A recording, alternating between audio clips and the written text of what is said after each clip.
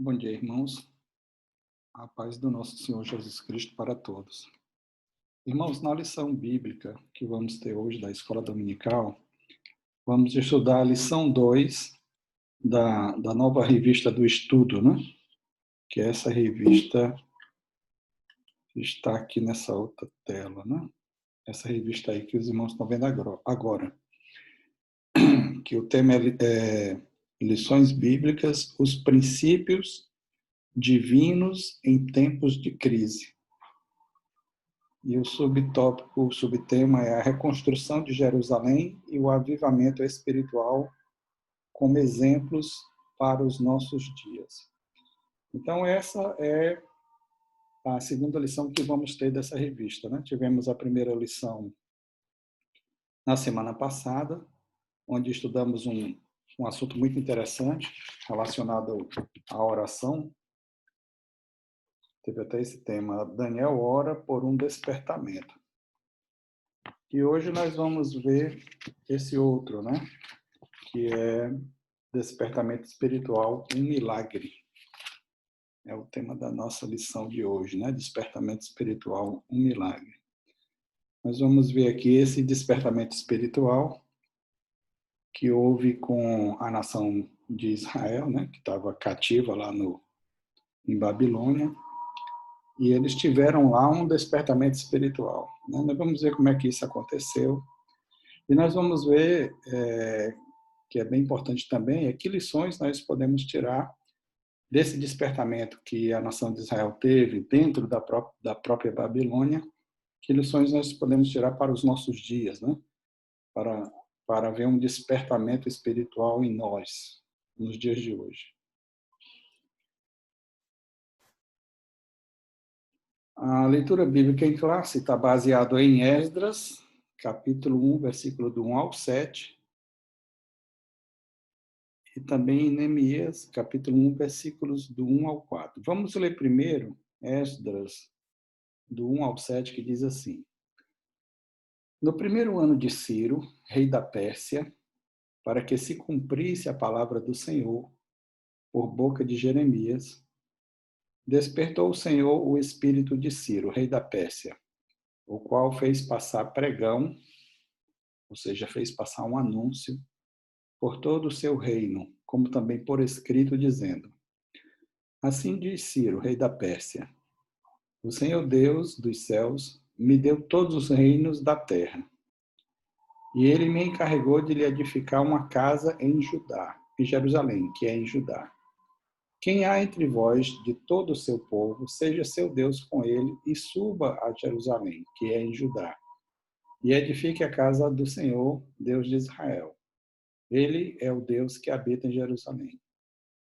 E todo aquele que ficar em alguns lugares em que andar peregrinando, os homens do seu lugar o ajudarão com prata e com ouro e com fazenda e com gados, afora as dádivas voluntárias para a casa do Senhor, que habita em Jerusalém. Então se levantaram os chefes dos pais de Judá e Benjamim, e os sacerdotes e os levitas, com todos aqueles cujo espírito Deus despertou. Fique atento bem a essa expressão, o espírito que Deus despertou, para subirem a edificar a casa do Senhor que está em Jerusalém. E todos os que habitavam nos arredores lhes confortaram as mãos com vasos de prata, com ouro, com fazenda e com gados, e com coisas preciosas, afora tudo o que voluntariamente se deu.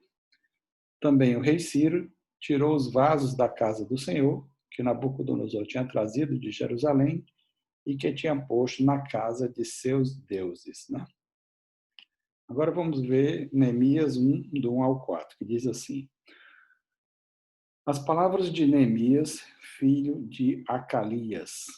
E sucedeu no mês de Quisleu, no ano 20º, estando eu em Suzã, a fortaleza, que veio Anani, um de meus irmãos, ele e alguns de Judá. E perguntei-lhes pelos judeus que escaparam e que restaram do cativeiro, e acerca de Jerusalém. E disseram-me: Os restantes que restaram do cativeiro lá na província, estão em grande miséria e desprezo, e o muro de Jerusalém fendido, e as suas portas queimadas a fogo. E sucedeu que, ouvindo eu estas palavras, assentei-me e chorei, e lamentei por alguns dias, e estive jejuando e orando perante o Deus dos céus. O texto áudio da nossa lição está baseado em Romanos 13:11, que diz assim: E isto digo, conhecendo o tempo, que é já a hora de despertarmos do sono espiritual, né? O que Paulo está falando aqui.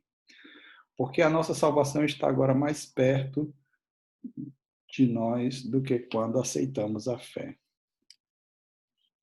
E a verdade prática é, o despertamento espiritual é uma consequência da submissão à vontade de Deus. Os tópicos que estudaremos nessa lição são os seguintes. Tópico 1. O despertamento espiritual emana do próprio Deus. Tópico 2. As finalidades do despertamento. Esse tópico 2 está dividido em 2 subtópicos. O primeiro diz assim: a restauração nacional de Israel. E o segundo é a restauração espiritual de Israel. O terceiro tópico tem o seguinte tema: Deus cumpre as suas promessas. Esse terceiro tópico é dividido em 3 subtópicos. O primeiro subtópico tem o seguinte tema: a fidelidade de Deus em suas promessas. O segundo subtópico: Deus renova as suas promessas de bênçãos. E o terceiro subtópico tem o tema: Deus renova a fé dos abatidos. Finalmente, o quarto tópico, do nosso estudo tem o seguinte tema: o despertamento torna os homens obedientes à palavra. Ele também tem 2 subtópicos. O primeiro é: o culto que foi restabelecido em Jerusalém foi exatamente aquele que a lei de Deus determinava. E o segundo subtópico é: o despertamento dado pelo Espírito Santo faz com que os crentes desejem intensamente ser fiéis à palavra de Deus. Vamos fazer aqui, irmãos, uma pequena recapitulação para entendermos melhor como foi esse despertamento, que ocorreu com a nação de Israel quando eles estavam lá no cativeiro em Babilônia. Então, aqui faz uma pergunta: quais foram as causas que levou o povo de Judá ao cativeiro babilônico? Então, aqui nesse slide, está aí descrito várias causas que levaram a nação a serem exiladas em Babilônia, a ficarem cativas, a nação a ficar cativa em Babilônia. Então, por exemplo, o primeiro aqui, onde os irmãos veem aqui uma mão, vermelha, simbolizando sangue, mãos sujas de sangue. Então, aqui fala crimes. Aqui mais na frente, ao lado direito, tem idolatria, Tem imagem aqui de 2 deuses pagãos, O povo de Judá e Benjamim se envolveu com a idolatria. Exploração, do próximo. Não pagar o salário dos trabalhadores. Aqui embaixo, do lado esquerdo, temos desprezo pelos órfãos e viúvas. Mentira. Assassinato de gente inocente. Sacrifício de crianças a falsos deuses. E aqui, nesse quadradozinho maior, desprezo aos profetas. Então, todas essas coisas levaram a nação de Judá e Benjamim, o reino de Judá, cuja capital era Jerusalém, a ser cativa, ser exilada no cativeiro em Babilônia.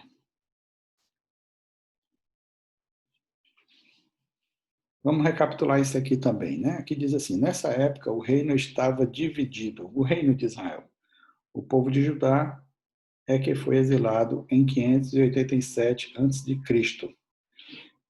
Então, o reino de Israel, ele ficou unido, somente durante o reinado de Davi e de Salomão. Após a morte de Salomão, houve uma divisão entre as 10 tribos que ficavam ao norte. Essas 10 tribos se separaram das 2 tribos que ficavam ao sul, que era Benjamim e Judá. Benjamim e Judá, a capital era Jerusalém. E as 10 tribos mais ao norte, né, que se separaram de Benjamim e de Judá, elas passaram a fazer parte do reino de Israel, cuja capital era Samaria. Aí aqui fala que em 722 a.C., né, a Assíria, que era a potência dominante antes da ascensão de Babilônia, a Assíria conquistou o reino dessas 10 tribos, né, o reino de Israel, e levou eles cativos para a Assíria, né, e colocou nas terras dessas 10 tribos, né, estrangeiros de outras nações. Os assírios, eles tinham esse costume, né, quando eles conquistavam a nação, eles levavam cativo, né, aquelas pessoas daquela nação, levavam para outras terras e pegavam pessoas de outras terras e colocavam no lugar daquelas, né? Isso aí era para acabar com o sentimento de patriotismo, né? A pessoa era deslocada, né? Era desterrada para uma terra que não era sua, então ele perdia a vontade, o interesse de lutar, né? Por aquela terra. Era uma terra que não era dele. Então, os assírios tinham essa política, né? E eles fizeram isso com a nação de Israel, né? Com aquelas 10 tribos, cuja capital era Samaria, em 722 a.C., né? Agora, a tribo de Judá, os assírios não conseguiram conquistar. Eles não conseguiram conquistar, mas as 2 tribos que ficaram ao sul, Judá e Benjamim, elas só foram conquistadas alguns anos mais tarde, né, pela Babilônia, né, quando a Babilônia se tornou potência mundial, no lugar da Síria, né, eles conquistaram a Síria. E aí, então, Babilônia começou a estender a influência dela, né, para várias nações. Né? Ela começou a capturar, dominou a Síria, dominou o Egito e também dominou Judá e Benjamim. Né? Inclusive, aqui fala a data de 587 a.C. Aqui não é a data em que se iniciou o cativeiro. Né? Na verdade, o cativeiro babilônico, o domínio de Babilônia sobre Judá e Benjamim, começou cerca de 20 anos antes, ou seja, no ano 607, 606 antes de Cristo, né? Na lição passada, por exemplo, nós aprendemos que Daniel e outros rapazes lá de Judá e Benjamim foram exilados em Babilônia no ano 606 a.C. Mas o que aconteceu de importante no ano 587, né? É que nesse ano, né, os babilônios resolveram destruir o próprio templo, né, e derrubar as muralhas de Jerusalém. Então, aquele templo que tinha sido erguido por Salomão, ele foi destruído nesse ano, 587 antes de Cristo, certo? Mas as primeiras levas de exilados judeus para a Babilônia ocorreu cerca de 20 anos antes, né? Já a partir do ano 606 a.C. Nessa primeira leva de prisioneiros, Daniel foi levado para a Babilônia. Depois outras levas foram levadas, né, também para lá. E finalmente, né, no ano 587 a.C., Nabucodonosor, né, enviou uma força militar muito grande e essa força militar destruiu o templo lá de Jerusalém. Então nós temos aqui nesse quadro, né, não sei se os irmãos conseguem ver daí, mas aqui é mostrando o templo sendo destruído pelos babilônios, né?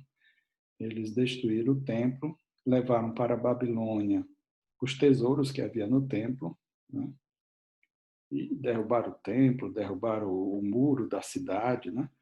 Deixaram em Jerusalém apenas aquelas pessoas muito pobres, né? Mendigos, ou pessoas muito velhas que não tinham condição física, né? De fazerem o percurso a pé entre Jerusalém e Babilônia, né? Um percurso de mais de 1.000 quilômetros.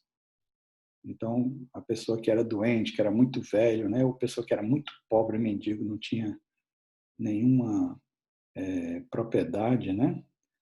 Lá em, em Judá, eles deixaram essas pessoas para trás. Os demais, eles levaram definitivamente para a Babilônia, né? Esse slide aqui traz uma coisa interessante, irmãos. Quais foram os profetas exílicos? Ou seja, quais os profetas que foram levados ao exílio, né? Lá em Babilônia, né?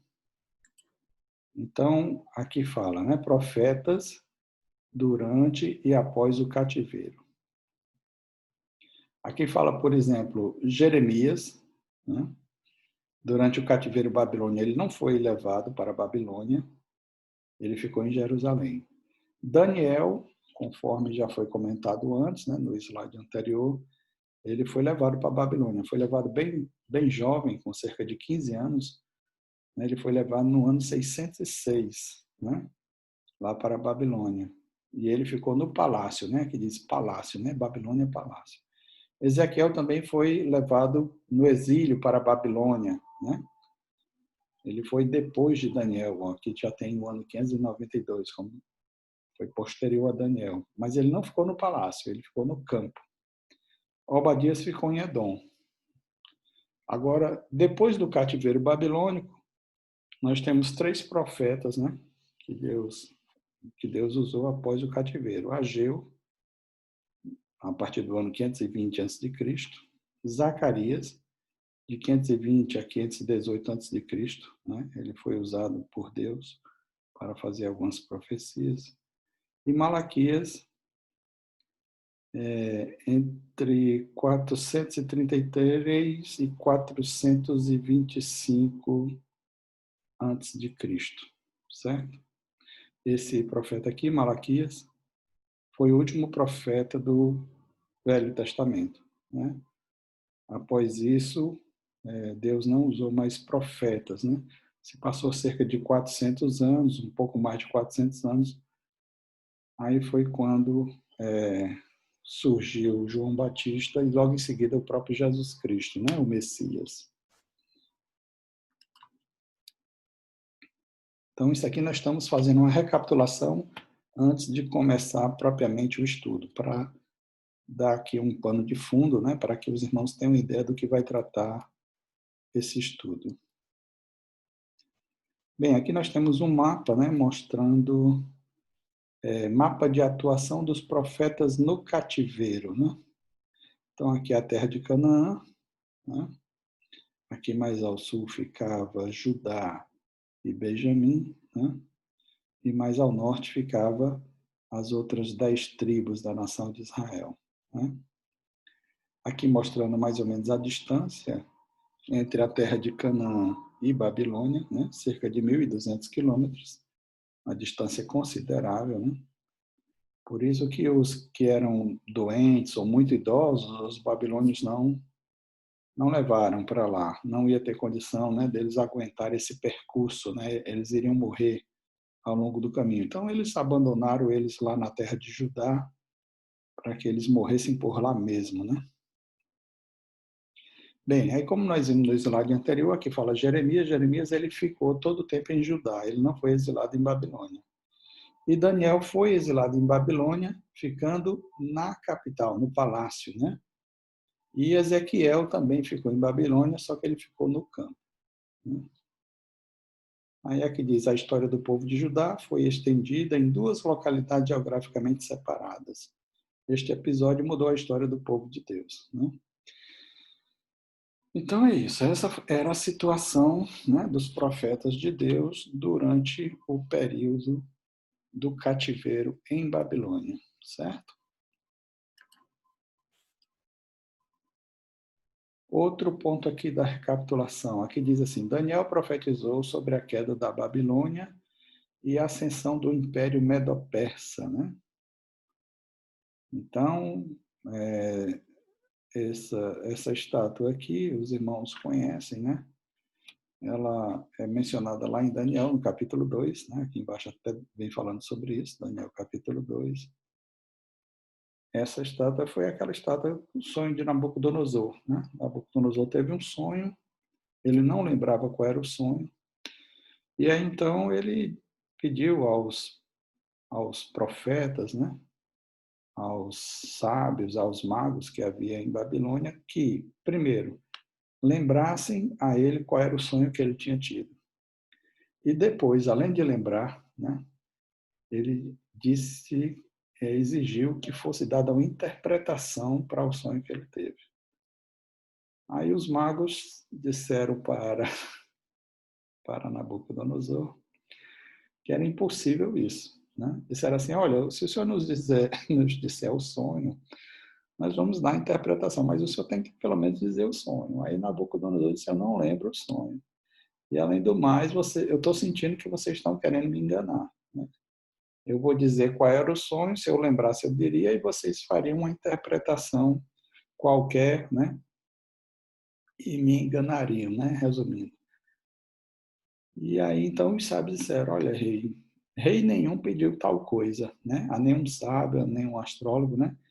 Que eles tanto dissesse o sonho como também a interpretação dele. Então não podemos fazer isso. Aí Nabucodonosor disse, olha, se vocês não me lembrarem qual o sonho que eu tive e não me derem a interpretação desse sonho, eu vou mandar matar vocês e todos os outros sábios, né, astrólogos, todo esse pessoal, né, adivinho, né, que existe em Babilônia, tudo vai morrer. Aí então Daniel, né, que já vivia lá em Babilônia, né, e ele estava alistado entre esses sábios, né, ele era reputado lá como um sábio, né, lá de Babilônia. Ele estava também incluído entre esses que iam morrer se o sonho de Nabucodonosor não fosse revelado. Então, quando ele ficou sabendo disso, nós vimos isso inclusive na lição anterior, né? Quando ele ficou sabendo dessa questão que foi levantada por Nabucodonosor, ele pediu ao chefe da guarda de Nabucodonosor que desse um tempo, que ele ia tanto dizer ao rei qual era o sonho, como ia dar a interpretação dele. Então, Daniel, ele passou a fazer oração a Deus, né? Junto com os outros 3 amigos dele, né? Sadraque, Mesaque e Abidnego. E Deus, naquela mesma noite, revelou para Daniel qual era o sonho de Nabucodonosor e qual era o significado daquele sonho, né? Então Daniel foi e falou para Nabucodonosor que ele tinha, no sonho dele, ele tinha visto uma estátua muito alta, que é essa estátua que nós estamos vendo aqui no slide, cuja cabeça era de ouro, né? Os braços e o peito eram de prata, o ventre e as coxas eram de cobre, os pés, né? As pernas, né? Eram de ferro, e os pés eram de argila modelada e ferro, uma mistura de argila modelada com ferro. E ele passou a explicar a Nabucodonosor que cada parte dessa estátua representava um reino. Então eles disseram, olha, a cabeça de ouro representa a ti, né, rei Nabucodonosor. Só que nós sabemos que não era só Nabucodonosor, representava o Império Babilônico, né, que durou do ano 607 a.C., né, até o ano 539 a.C. Aí o peito, né, e os braços de prata, Daniel disse que representava um outro reino, inferior ao reino de Babilônia, que viria em seguida. E esse reino nós sabemos que é o reino da Medo-Pérsia, né? Essas 2 nações, a nação da Média e a nação da Pérsia junta. Se fala Medo-Pérsia, né? ela reinou como potência mundial do ano 539 a.C. até o ano 331 a.C., né?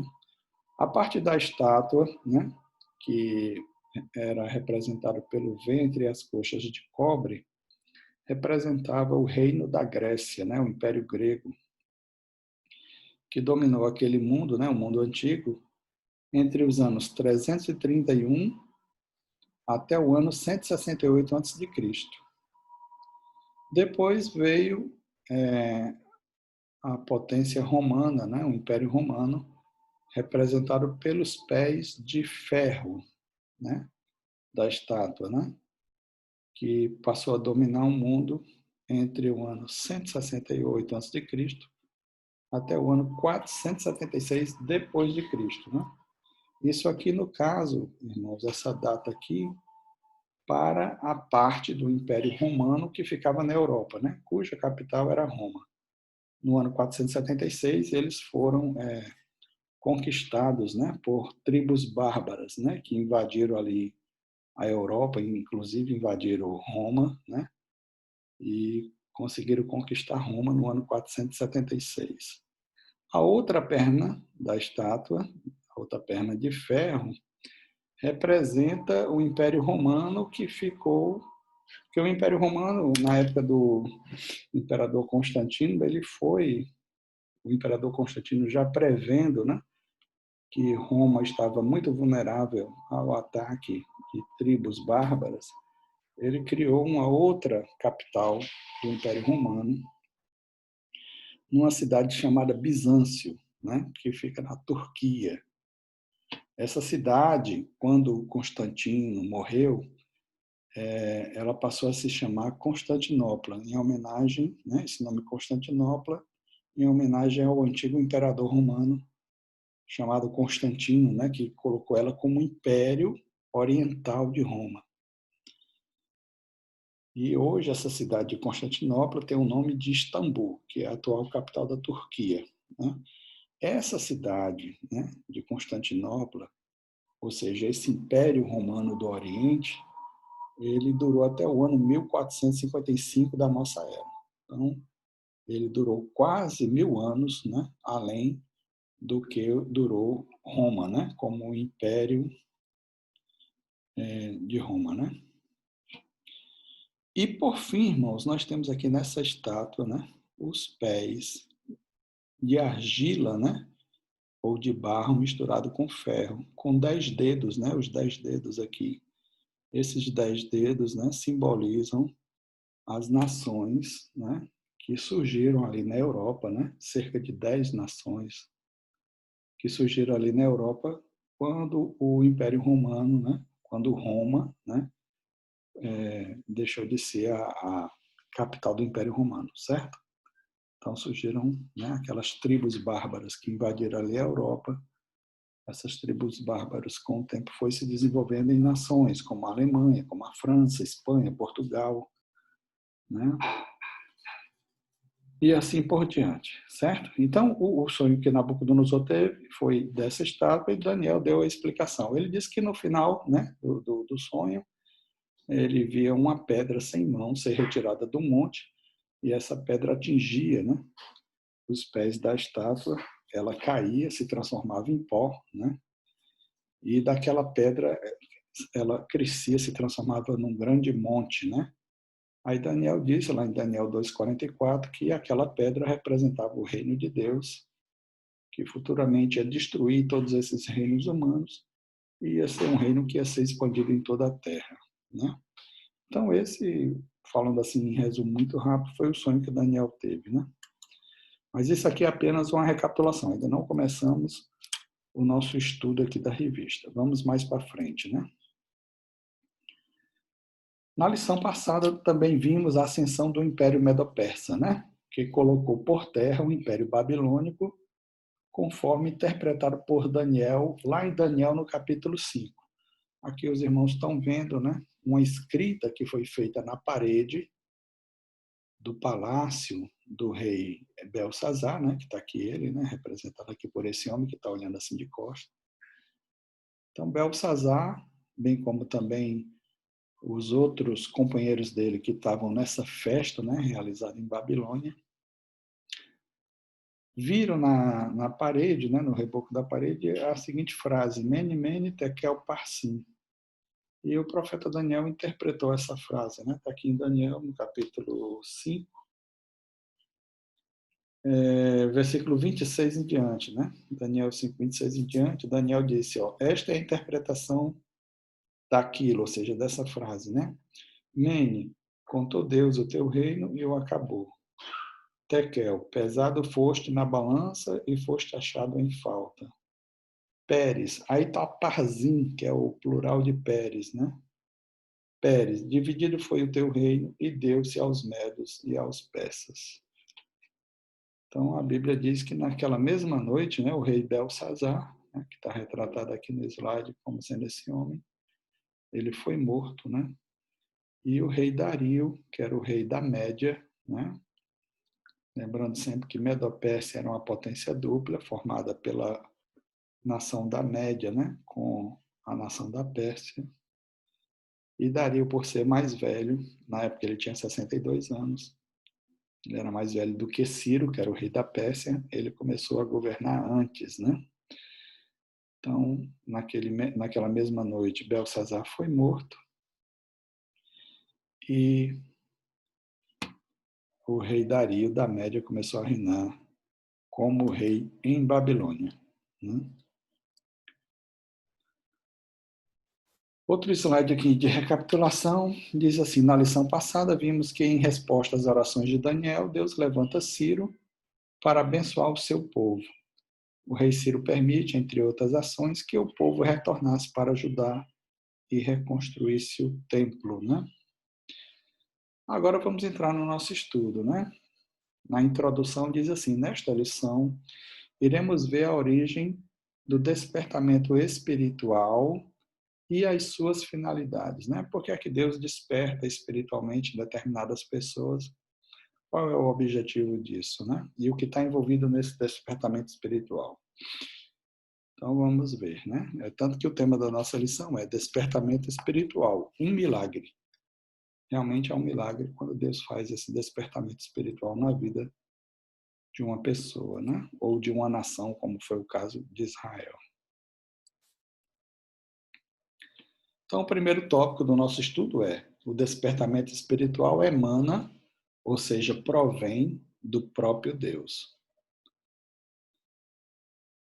Lá em Esdras, capítulo 1, versículo 1, diz assim: no primeiro ano de Ciro, despertou o Senhor o espírito de Ciro. Quando aqui fala o primeiro ano de Ciro, não era o primeiro ano de idade dele, não, né? Ciro talvez já tivesse mais de 40 anos, né, quando ele começou a reinar ali em Babilônia. Muito provavelmente depois da morte do rei Dario, né? O rei Dario, quando assumiu o Império em Babilônia, já tinha 62 anos. Alguns anos depois ele deve ter morrido. E o rei Dario passou a reinar no seu lugar, né? Então, no primeiro ano do seu reinado, né? Aí aqui diz que despertou o Senhor o espírito de Ciro. Despertou para quê? Nós vamos ver que o espírito de Ciro foi despertado para justamente ele dar a liberdade, né, aos cativos judeus que estavam ali em Babilônia, para que eles voltassem para Judá, né, e para Jerusalém, a fim de reconstruir o templo de Deus. Aí vamos ver isso em mais detalhe mais na frente, né?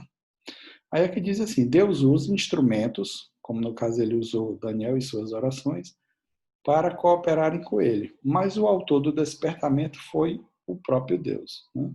Então, sempre que ocorre um despertamento espiritual, quem faz esse despertamento espiritual é o próprio Deus, né? Aqui cita dois textos, né? Isaías 26, 12 e 1 Coríntios 12, 6, né? Lá em Isaías 26, 12 diz assim: Deus faz em nós todas as nossas obras. E 1 Coríntios 12, 6 diz: Deus opera tudo em todos. Então, Deus é o autor do despertamento. É Ele quem faz esse despertamento, é Ele que faz essa obra em nós, né? As coisas humanas, nesse outro slide, diz assim, as coisas humanas podem ser explicadas, previstas e calculadas, mas a operação de Deus é diferente. O despertamento é um mistério. Nada sabemos e nada entendemos do poder de Deus, né? Sabemos que Deus causa o despertamento. Agora, como ele faz isso, é um mistério para nós, né? Resumindo esse primeiro tópico do nosso estudo, né? Aqui diz assim, o despertamento espiritual emana ou provém de Deus, por isso ele usa os instrumentos que achar necessários para cooperarem com a sua soberana vontade. E uma coisa interessante, irmãos, que a revista comenta, que quando nós nos entregamos mais a Deus, mais ele nos usa, né? Então, o despertamento espiritual ocorre em todos aqueles que reconhecem, né, Deus como soberano, né? Reconhece como seu Senhor, né, seu Salvador, mas ele atua mais naqueles que se submetem mais a ele, né? Vamos ver isso mais na frente. Agora vamos entrar no nosso segundo tópico, né, do nosso estudo, as finalidades do despertamento. Por que é que Deus causa o despertamento, né? Qual o objetivo dele fazer isso? O primeiro subtópico diz assim, a restauração nacional de Israel. Deus, quando quer realizar os seus propósitos, pode incutir a sua vontade no espírito do homem. Foi assim que ele fez com Ciro. Deus colocou no coração de Ciro a vontade de Deus, né? A vontade de Deus. E qual era a vontade de Deus naquela época? Era que Ciro libertasse os judeus que estavam cativos em Babilônia para voltarem a Jerusalém, para reconstruir o templo, né, de Deus. E também ele despertou o espírito de Ciro, né, para que ele conquistasse a própria Babilônia, né? Vamos ver isso mais na frente. Aqui diz assim, ó, embora fosse rei de uma nação idólatra, Ciro foi despertado por Deus, a fim de que ele cumprisse os seus desígnios, ou seja, o desígnio de Deus, não o desígnio de Ciro, mas o desígnio de Deus, relativo ao povo de Israel, né? Então veja que coisa interessante, né? Deus usou um rei pagão, no caso Ciro, para que ele fosse usado para cumprir os seus propósitos, né? Interessante também, irmãos, que quando Deus resolveu punir a nação de Judá, né, por conta das desobediências dela a Deus, né, principalmente o envolvimento dela com idolatria, Deus usou quem? Nabucodonosor, que era então o primeiro rei, né, da nova potência mundial Babilônia. E a Bíblia fala, né, lá no livro de Jeremias, fala de Nabucodonosor como sendo seu servo. Olha que coisa interessante, né? Chama Nabucodonosor de seu servo. Por quê? Porque Deus ia usá-lo como, como um meio de trazer punição ao povo desobediente dele. E, novamente, Deus agora está usando um outro rei, né? Um rei pagão, né? Ciro, para fazer o inverso, ou seja, trazer bênção para o seu povo que estava cativo em Babilônia, né? Então, Deus ele tem o poder de fazer tudo, né? Usar pessoas que a gente menos espera, né? Para abençoar ou para punir o seu povo, dependendo da necessidade, né? Vamos adiante. Ciro proclamou um edito, ou uma lei, né? Autorizando os judeus a retornarem a Jerusalém e a edificarem a casa do Senhor em Jerusalém, que é em Judá. Isso está lá em Esdras 1:2.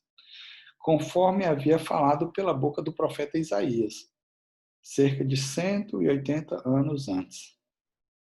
Inclusive, esse texto aqui de Isaías 45, 1 ao 6, foi feita uma leitura dele, né, no estudo passado, né? Nesses textos, o rei Ciro é chamado de ungido, né? por Deus. Vamos dar uma olhadinha aqui em nossas Bíblias, né? E vamos ver esses textos. Isaías, capítulo 44, versículo 28, e depois, em seguida, o versículo 28 é o último versículo do capítulo 44, e em seguida a gente lê 45, do 1 ao 6. Então, veja aqui como Deus se refere a Ciro, né? E outra coisa, irmãos, isso aqui cerca de 180 anos antes de Ciro se tornar rei, né? Ou seja, uns 150 anos antes de Ciro nascer. Diz assim, ó, o versículo 28. Quem diz de Ciro, é meu pastor e cumprirá tudo o que me apraz. Então, note o título que foi dado aqui a Ciro, né? Pastor. É meu pastor e cumprirá tudo o que me apraz. Dizendo também a Jerusalém, se edificada e ao templo funda-te. Então, veja aqui os motivos, né? Que levaram Deus, né? A usar Ciro, a despertar o espírito de Ciro. Era para edificar Jerusalém e reconstruir o templo, né? O capítulo 45, versículo 1 em diante diz: Assim diz o Senhor ao seu ungido, a Ciro. Então aqui chamou Ciro de ungido, de Messias, né? Esse termo ungido significa Messias. Então diz assim diz o Senhor a seu ungido, a Ciro, a quem tomo pela mão direita, para bater as nações diante de sua face. Eu soltarei os lombos dos reis, para abrir diante dele as portas, e as portas não se fecharão. Eu irei adiante de ti, e endireitarei os caminhos tortos. Quebrarei as portas de bronze, e despedaçarei os ferrolhos de ferro. E te darei os tesouros das escuridades e as riquezas encobertas, para que possas saber que eu sou o Senhor, o Deus de Israel, que te chama pelo teu nome. Por amor de meu servo Jacó e de Israel, meu eleito, eu a ti te chamarei pelo teu nome. Pus-te o teu sobrenome, ainda que não me conhecesses. Eu sou o Senhor e não há outro. Fora de mim não há Deus. Eu te cingirei, ainda que tu não me conheças. Para que saiba, desde o nascente do sol e desde o poente, que fora de mim não há outro. Eu sou o Senhor e não há outro. Então veja nessa leitura, né, que Deus ele se refere a Ciro como pastor, se refere a ele como Messias ou como ungido, né, dizendo que ia usá-lo para fazer a sua vontade. Então esse foi um despertamento tremendo, né, que foi previsto pelo profeta Isaías cerca de 150 anos antes do nascimento do próprio Ciro, né? Então certamente Daniel deve ter mostrado a Ciro, né, essa profecia no livro de Isaías, e isso deve ter tido um impacto muito grande em Ciro, né? Por isso ele teve esse despertamento espiritual e emitiu esse edito, né, ou esse decreto, dizendo que todos os judeus que estavam cativos ali em Babilônia deveriam voltar para a sua terra natal, né, para Judá e Jerusalém, a fim de que o templo, né, fosse reconstruído. E Ciro também providenciou que os vasos de ouro, né, que tinham sido confiscados por Nabucodonosor, né, antes dele destruir o templo em 587 antes de Cristo, que aqueles vasos voltassem para o templo, né, lá em Jerusalém.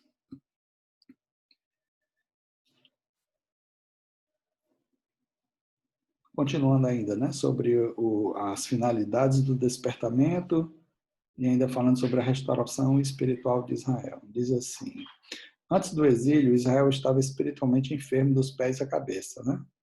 Lá em Isaías 1, de 2 a 6, diz que a nação estava toda doída, né? Era do pé até o alto da cabeça, não tinha nenhuma parte sã. Era toda adoentada, né? Mas durante o cativeiro, o povo israelita, né? Ele, pelo sofrimento que ele passou, ele se endireitou espiritualmente, né? Ele se corrigiu espiritualmente. E uma das lições que Israel aprendeu ali a duras penas foi evitar a idolatria. Aqui diz, ó, aprendeu a lição concernente à vontade de Deus, não servir aos deuses das nações, não adorar os ídolos, né?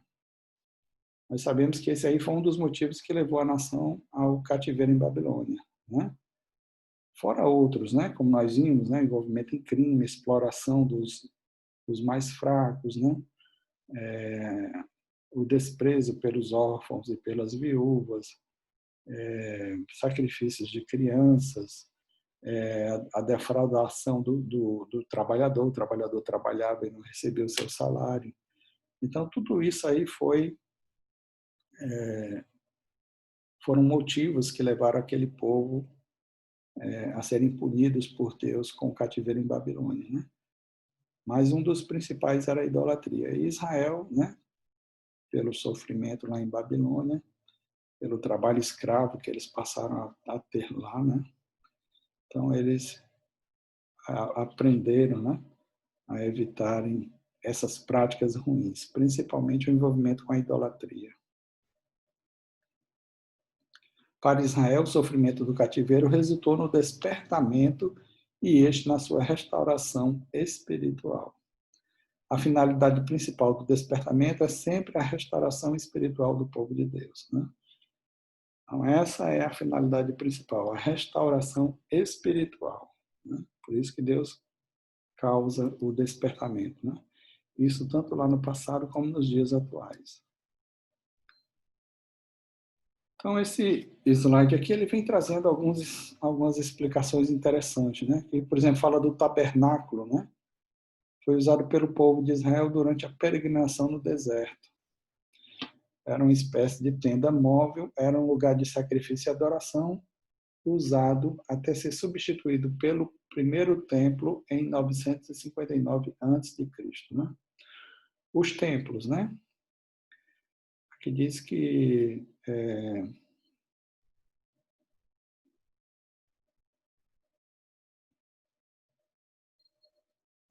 Israel teve 2 templos, né? E está se aguardando um terceiro, né? O primeiro templo foi construído por Salomão, construído em 959 a.C., e foi destruído, aqui fala 586, irmãos, mas a data mais correta é 587 a.C., pelos babilônicos, ou babilônios, né? O segundo templo foi reconstruído por Zorobabel em 516 a.C., e mais tarde foi restaurado por Herodes no ano 18 a.C. E esse segundo templo foi destruído pelos romanos no ano 70, né, da nossa era, 70.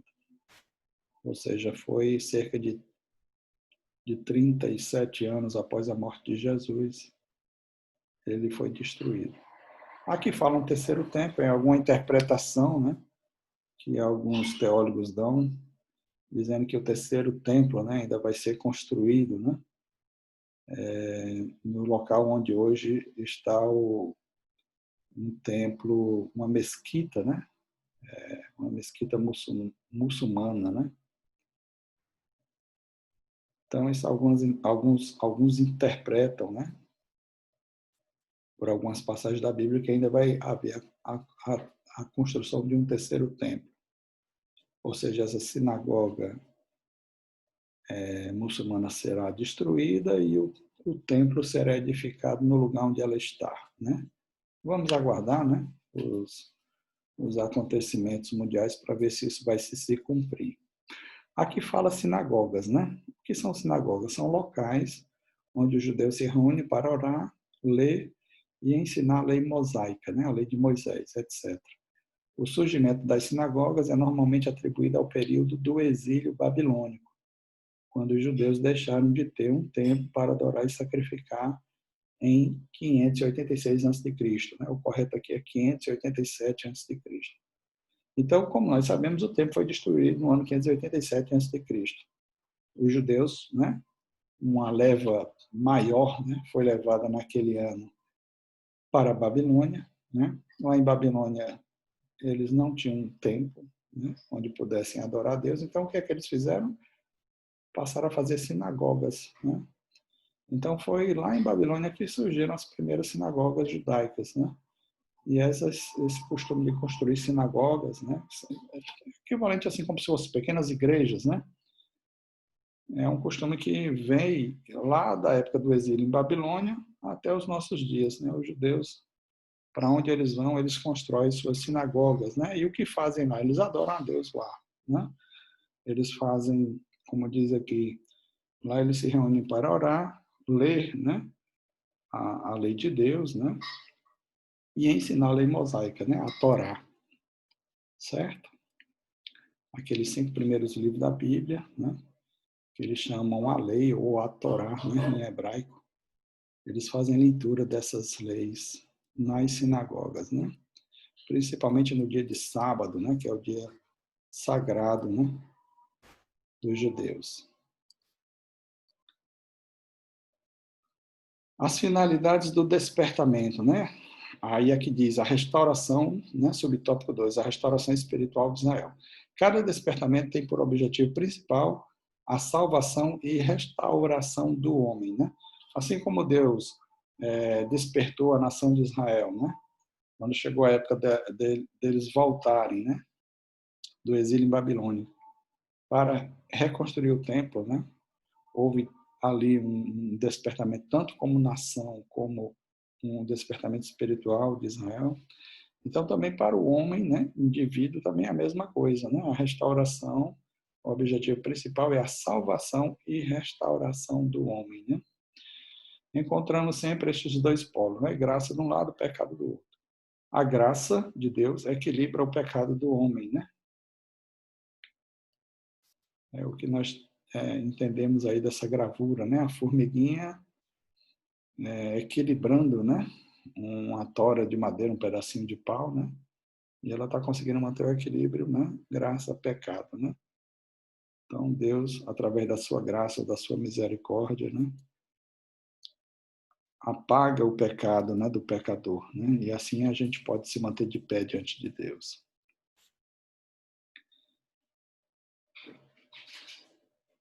As finalidades do despertamento, a restauração espiritual de Israel. Continuando ainda, diz assim: Deus, mediante o seu Santo Espírito, está sempre pronto a convencer o homem sobre o pecado, a justiça e o juízo, conforme João 16, 8 e 9, né? Lá nesse texto, João 16, 8 e 9, Jesus disse, né, que o Espírito Santo ia convencer, né? O Espírito Santo de Deus ia convencer o mundo, né, do pecado, da justiça e do juízo, né? Certo? Aqui diz assim, vejamos. Deus é sempre intolerante com o pecado. Aí aqui tem o texto de 1 João 1, 5 e 6. Vamos ver isso, né? Por que é que se diz aqui que Deus é intolerante, né? Não tolera o pecado? Aqui na primeira carta do apóstolo João, nós vemos a explicação. Primeira epístola universal do apóstolo João. Capítulo 1, versículos 5 e 6, que diz assim: E esta é a mensagem que dele ouvimos e vos anunciamos, que Deus é luz e não há nele treva nenhuma.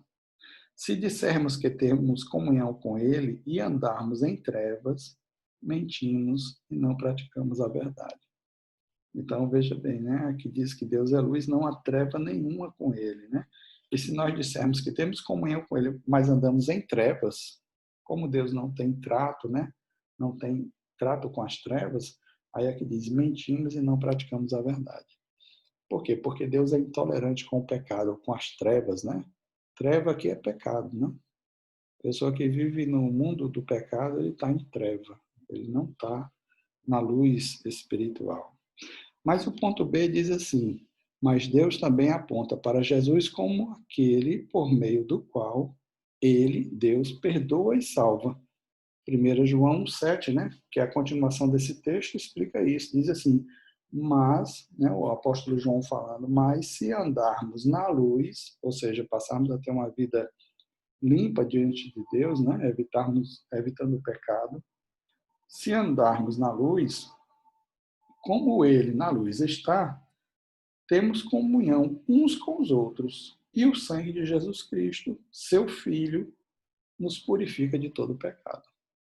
Então, se passarmos a andar na luz, ou seja, termos uma vida limpa, né, livre do pecado, Então, aqui diz, né? Assim como Deus está na luz, então nós passamos a ter a comunhão com os nossos irmãos, né? Temos comunhão uns com os outros, né? Uns com os outros, né? A irmandade. E o sangue de Jesus Cristo, o Filho de Deus, nos purifica de todo o pecado. Por isso que no item B diz assim, mas Deus também aponta para Jesus como aquele por meio do qual ele perdoa e salva, né? Certo, irmãos? Vamos adiante. A síntese, né, um resumo desse tópico que nós acabamos de estudar, que é o tópico 2, diz assim: as finalidades do despertamento espiritual, aqui no caso de Israel, né, envolviam as restaurações nacional, ou seja, a restauração de Israel como nação, e espiritual, né? Então, envolvia as restaurações nacional e espiritual de Israel. A primeira, ou seja, a restauração nacional, restaurou a pátria. E a segunda restaurou o homem da idolatria dos deuses pagãos. Nós aprendemos que a idolatria foi um principal motivo que levou a nação ao exílio em Babilônia. Então, eles lá sofreram, né, como cativos lá em Babilônia, como escravos, sofreram, se arrependeram, né, de terem pecado contra Deus, passaram, né, a ter uma restauração espiritual, e aí então Deus fez com que eles voltassem para a sua terra e restaurassem a adoração pura de Deus lá em Jerusalém, né, lá em Judá. Agora vamos entrar aqui no terceiro item, né? Terceiro tópico do nosso estudo, que diz: Deus cumpre as suas promessas. Aí o primeiro subtópico desse tópico 3 é a fidelidade de Deus em suas promessas. Aqui diz assim, ó, pelo despertamento que Ciro recebeu, nós já vimos aqui que Ciro, lá no livro de Isaías, cerca de 150 anos de Ciro nasceu, ou seja, cerca de 180 anos, né? Mais ou menos antes dele começar a reinar, Deus já tinha feito uma promessa por meio do profeta Isaías de que ia levantar uma pessoa por esse nome, chamado de Ciro, que ele chamou de pastor, chamou de ungido, né? E que ele ia restaurar, né, o templo e Jerusalém, né? Olha que coisa interessante. Então, esse slide está se referindo a essa profecia de Isaías, certo? Então, diz assim, pelo despertamento que Ciro recebeu, Deus cumpriu literalmente a sua palavra. Em relação ao retorno de Judá à sua terra natal, conforme Isaías 27 e 22, e o segundo ponto, em relação à derrota de Babilônia diante do exército medo-persa, sob o comando do próprio Ciro. Então, veja bem, né? Deus despertou o espírito de Ciro para duas coisas. Vamos lá, por ordem, né? Primeira coisa que ele fez era derrotar o Império Babilônico. Por quê? Porque Babilônia era a potência mundial dominante e os habitantes de Judá e Jerusalém estavam cativos lá. Então, para que eles pudessem ser libertos, a primeira coisa era que essa nação tinha que ser destruída, né? Tinha que ser conquistada.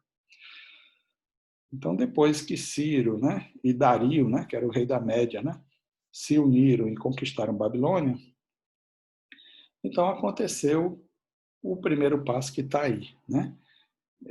Ciro libertou os judeus que estavam cativos para que eles voltassem à sua terra natal, em Judá. Aqui cita, irmãos, nesse slide, o texto de Isaías 27, 22. Vamos dar uma olhada aqui para a gente ver o que diz esse texto, né? Isaías 27, 22, que diz assim, Isaías, eu acho que não é Isaías 27, 22, eu acho que é Jeremias 27, 22.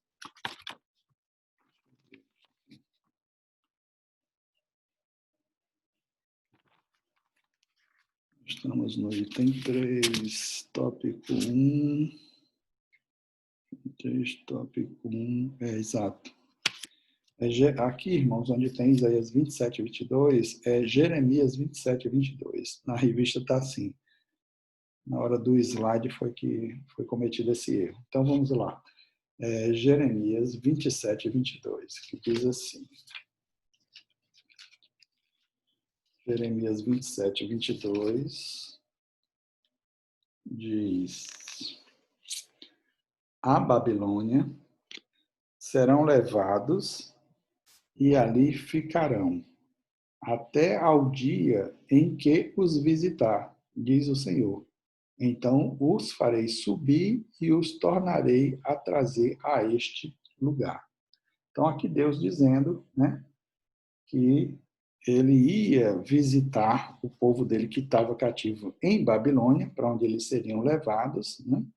Mas ia chegar um dia que ele ia os visitar e os faria subir e retornar novamente a Judá e a Jerusalém, certo? Então isso é em Jeremias, eu vou até mudar aqui, Jeremias 27 e 22, certo? Irmãos, desculpem aí o erro no slide, né? Agora diz aqui no tópico 2, em relação à derrota de Babilônia diante do exército medo-persa, sob o comando do próprio Ciro, quer dizer, na verdade está invertido aqui os pontos, como já foi comentado, né? Primeiro Ciro teve que derrotar a Babilônia, conforme está aqui no item 2, e depois é que ele ia ficar em condição de libertar os judeus que estavam cativos naquela nação para que eles voltassem para Jerusalém.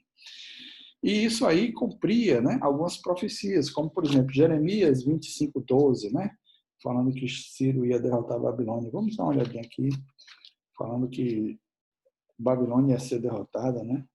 Jeremias 25, 12, que diz: acontecerá, porém, que, quando se cumprirem os 70 anos, visitarei o rei da Babilônia.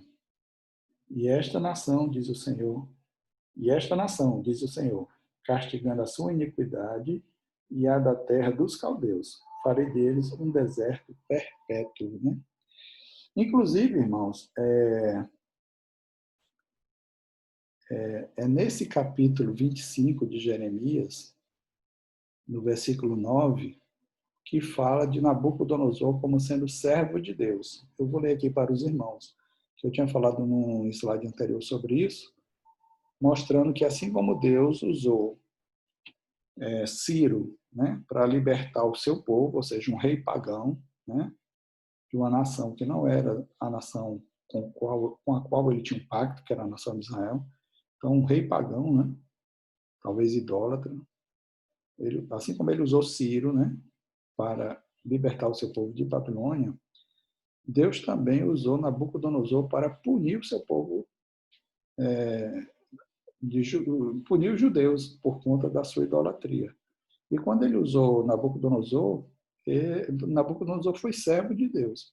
Por isso que aqui no versículo 9, Jeremias 25, 9, diz assim: eis que eu enviarei e tomarei a todas as gerações do norte, diz o Senhor, como também a Nabucodonosor, rei da Babilônia, meu servo. Então veja como ele se refere aqui a Nabucodonosor, né?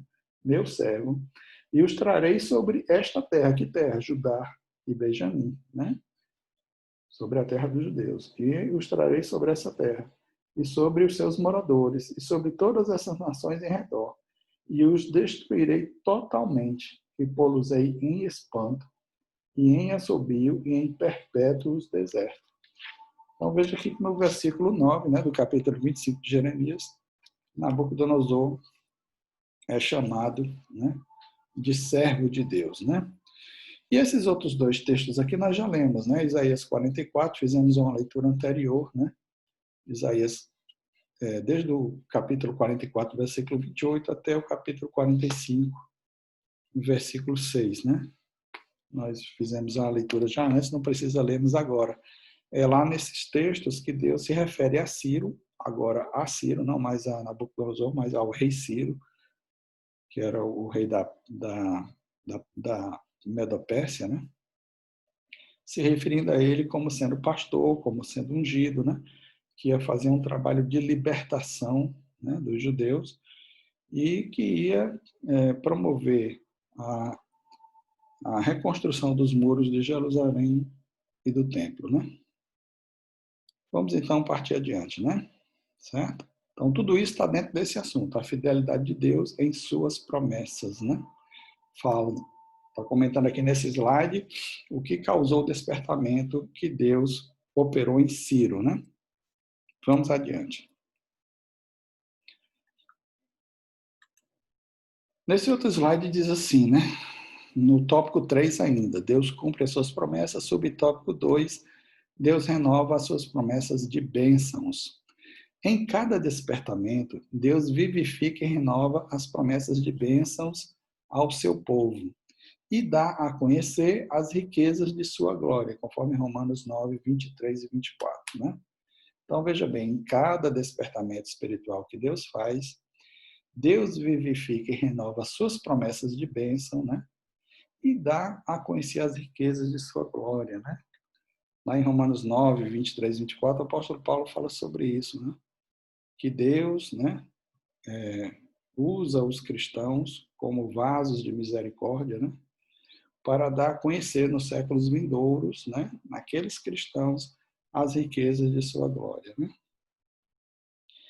E uma dessas riquezas, né, que é mencionada aí por Paulo, é o batismo com o Espírito Santo, né? Que diz assim, o batismo com o Espírito Santo é uma bênção que faz parte do cristianismo. Né? Nós vemos isso lá em Atos 2:38, né? Lá tem uma declaração do apóstolo Pedro, no dia de Pentecostes, né? Pedro explicando, né, para aquelas pessoas que estavam ali em Jerusalém, que não estavam entendendo o que estava acontecendo ali com aqueles primeiros cristãos, né, aqueles 120 que estavam no cenáculo e foram batizados com o Espírito Santo. Aí lá no capítulo 2, versículo 38 de Atos, né, o apóstolo Pedro explicando, né, para aquelas pessoas, né, que eram judeus, né, mas que tinham vindo de várias nações diferentes e estavam ali em Jerusalém. Pedro explicou para eles, olha, se vocês forem batizados em nome de Jesus, vocês também vão receber o dom do Espírito Santo. Né? Aqui também tem o texto de Atos 8, 14 a 17. Né? Esse texto aí mostra que João e o apóstolo João, o apóstolo Pedro, saíram de Jerusalém e foram até Samaria, né? Onde Filipe havia, pela sua pregação, convertido, né, muitas pessoas para o cristianismo, muitos samaritanos para o cristianismo. Tinha inclusive batizado eles em água, mas Felipe não teve, vamos dizer assim, a capacidade, ele não tinha o dom, né, de pela imposição das mãos dele fazer com que as pessoas recebessem o Espírito Santo. Então Pedro e João, que eram apóstolos, né, Felipe não era apóstolo, Felipe era apenas um evangelista, né? Não confundir com o apóstolo Felipe, que tinha ficado em Jerusalém. Esse Felipe era era o evangelista, né? Então, Pedro e João foram até Samaria e lá eles impuseram as mãos, né, sobre os discípulos e eles receberam o Espírito Santo. Nós temos também aqui o texto de Atos 19, do 1 ao 6, né? Então, aí já mostra também que Paulo, né, quando chegou em Éfeso, encontrou cerca de 12 homens que eram batizados só com o batismo de João Batista. Aí Paulo, né, batizou eles em nome de Jesus e impôs sobre eles as suas mãos e eles também receberam o Espírito Santo. Então é isso, né? O batismo com o Espírito Santo, né? Ou receber o dom do Espírito Santo por intermédio da imposição da mão de alguém que tenha autoridade, tenha a autoridade dada por Deus para fazer isso, né? Como era o caso dos apóstolos lá no passado e alguns outros irmãos, faz parte, né? Das bênçãos do cristianismo. Né? É isso que esse slide aqui está nos querendo transmitir. Subtópico 2, Deus renova as suas promessas de bênçãos, né? Bênçãos. Inclusive faltou aqui a C cedilha. Os irmãos vão me desculpando aí os erros que tem nos slides. Mas é isso. Aqui diz assim: no despertamento que operava no tempo dos apóstolos, eles faziam questão de que todos os convertidos recebessem essa maravilhosa unção do alto, né? Então, na época dos apóstolos, né, os apóstolos faziam isso, né? Nós já vimos aqui o texto de Atos, já comentamos sobre Atos 8, 14 a 17, que foi Pedro e João, que eram apóstolos, né, indo até Samaria, que tinha aceitado a Jesus como Senhor e Salvador e tinham, inclusive, sido batizados na água, né? Eles tinham recebido o batismo em nome de Jesus, dado pelo evangelista Filipe, mas Filipe não tinha autoridade, né, dada por Deus para batizar pessoas com o Espírito Santo. Então, os apóstolos Pedro e João foram até Samaria e aí imporam, né, as mãos sobre aquelas pessoas e elas receberam o batismo com o Espírito Santo, né? Inclusive, na ocasião, até tinha uma pessoa que morava lá em Samaria, desculpe, tinha uma pessoa lá em Samaria chamada Simão, um mago, né? Que ele ofereceu dinheiro, né, ao apóstolo Pedro, ao apóstolo João, para que ele também recebesse esse poder, né, de transmitir o Espírito Santo para outras pessoas, né? E aí ele foi duramente repreendido por Pedro, né, de que o dom, né, os dons espirituais de Deus não são comercializados por dinheiro, né?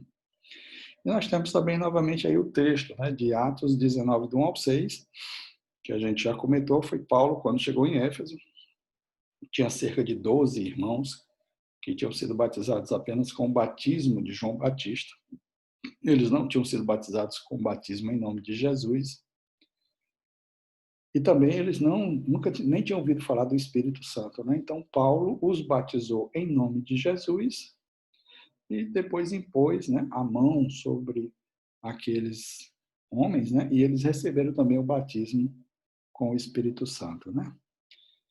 Então, esse slide comenta sobre isso. No despertamento que operava no tempo dos apóstolos, eles faziam questão de que todos os convertidos recebessem essa maravilhosa unção do alto, né?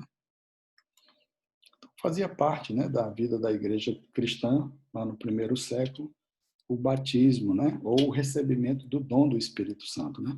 A pessoa era batizada em nome de Jesus e, em seguida, né, alguém com autoridade para dar aquele dom do Espírito Santo era usado por Deus, né, para transmitir aquele dom para as pessoas, né? Continuando ainda no tópico 3, Deus cumpre as suas promessas, né? O subtópico 2 diz: Deus renova as suas promessas de bênçãos. Aqui diz: os dons espirituais, né? Não devemos confundir dons espirituais com o batismo no Espírito Santo.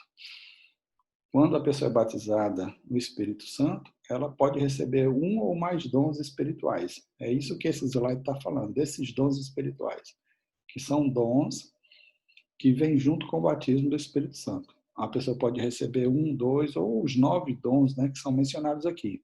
Quais são esses dons? Aqui diz: sabedoria, ciência, fé, cura, operação de maravilhas, profecia, discernimento de espíritos, variedade de línguas e interpretação de línguas. São os dons, né, que a Bíblia menciona lá em 1 Coríntios 12, do 7 ao 11, né, que são dons que acompanham o batismo com o Espírito Santo, né? Aqui diz, né, esses dons espirituais também fazem parte das bênçãos que Deus deseja dar por meio do despertamento espiritual, certo? Então, olhe quantas riquezas, né, Deus nos quer transmitir por intermédio do batismo com o Espírito Santo, né? Ainda no tópico 3, Deus cumpre as suas promessas. Subtópico 3 diz assim: Deus renova a fé dos abatidos, né? Pelo despertamento espiritual, Deus cria ambiente de fé, de expectativa e de oração. Aqui diz: o despertamento nasceu da oração. Aqui tem Atos 1, 14 e Atos 2, do 1 ao 4. O que é que diz esse texto, né? Atos 1, 14 diz que os apóstolos, né, e outros discípulos ficavam sempre ali em Jerusalém, né, em oração. E o relato continua dizendo lá em Atos 2, no ao 4, que foi justamente no cenáculo, enquanto eles estavam ali reunidos, cerca de 120, nesse ambiente de oração, que eles foram batizados com o Espírito Santo. Então, aqui diz assim, o despertamento nasceu da oração e só poderá prosseguir se continuar acesa a chama da oração. Ainda no tópico 3, Deus cumpre as suas promessas. Agora o subtópico 3 diz, Deus renova a fé dos abatidos, né? Vimos no slide anterior que ainda é o mesmo. Deus renova a fé dos abatidos. Aqui diz, no Antigo Testamento, era queimado o incenso no altar de incenso 2 vezes ao dia, pela manhã e à tarde, conforme Êxodo 30, versículos 7 e 8. Do mesmo modo, fazendo a aplicação para os nossos dias, do mesmo modo, Deus quer que as nossas orações, que são para Ele como incenso, conforme Apocalipse 5:8, lá se refere às orações dos santos como sendo um incenso para Deus, sejam constantes, né? Então, assim como os israelitas, né? O sumo sacerdote entrava 2 vezes no templo, no tabernáculo, né? E também depois no templo, né? E queimava incenso pela manhã e pela tarde. Então, assim também, Deus quer que as nossas orações, que são como incenso para Ele, sejam feitas de forma constante, né? Isso aí para manter o fogo do Espírito em nós. Resumindo esse terceiro tópico, diz assim, Deus é fiel em cumprir suas promessas dadas ao seu povo. Além de vivificar e renovar suas promessas, ele também renova a fé dos que estão abatidos.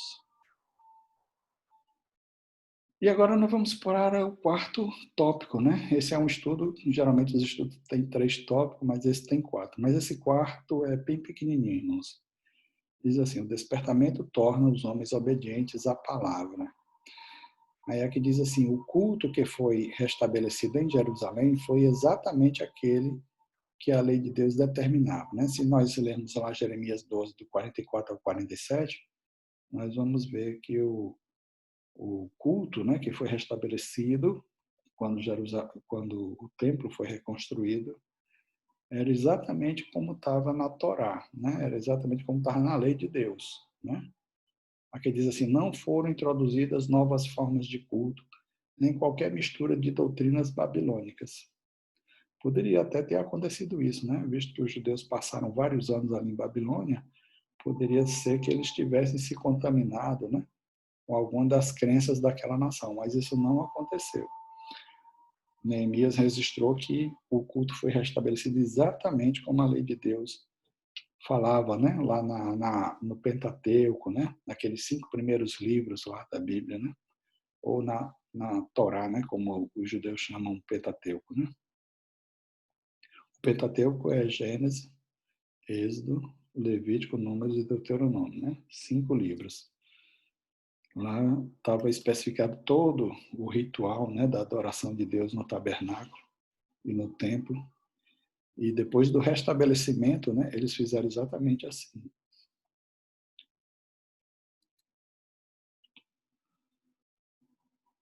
Aí aqui diz assim, o despertamento torna os homens obedientes à palavra.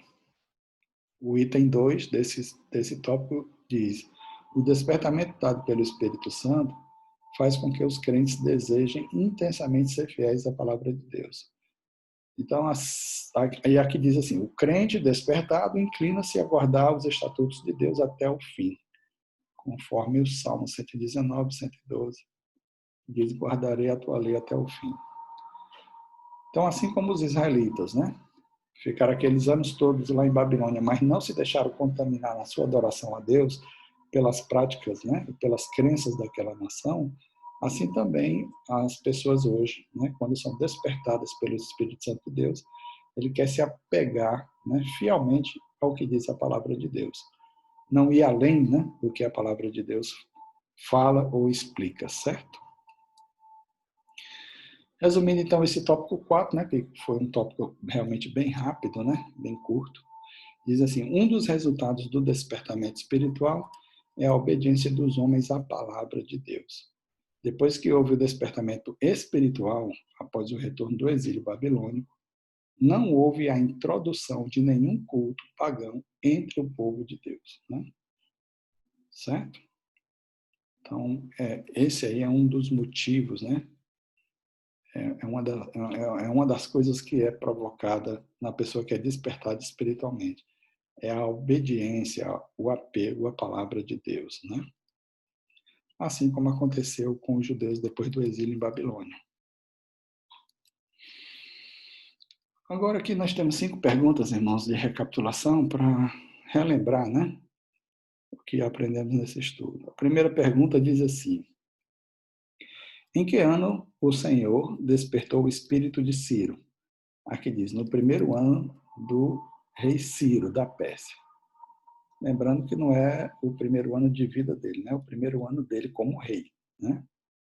Então, no primeiro ano do seu reinado, Deus despertou o espírito dele para que ele pudesse libertar o povo, né? Os judeus que estavam cativos em Babilônia, para que eles voltassem para Judá, reconstruíssem o muro de Jerusalém e reconstruíssem o templo, né?